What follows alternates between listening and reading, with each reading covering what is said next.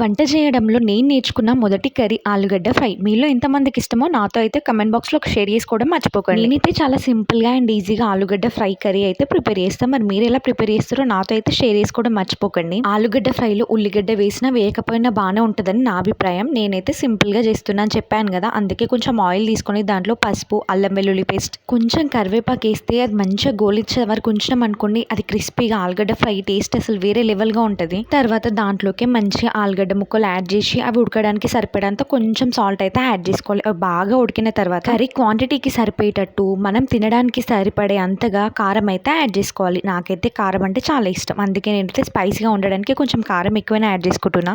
అట్లా మార్కెట్కి వెళ్ళి కూరగాయలన్నీ మోసుకొని వచ్చేసరికి మాత్రం చాలా అలసిపోయినట్టు అయిపోయింది. వచ్చిన వెంటనే కూరగాయలు అయితే ఒక పక్కన పెట్టి ఫస్ట్ అయితే ఆలుగడ్డ ఫ్రై అయితే ప్రిపేర్ చేసిన. తర్వాత కూరగాయలన్నీ నిమ్మలంగా చదురుకొని ఫ్రిడ్జ్లో అయితే పెట్టుకున్నా. ఫైనల్గా కొంచెం మెంతం కూర యాడ్ చేస్తే super taste. Subscribe my channel.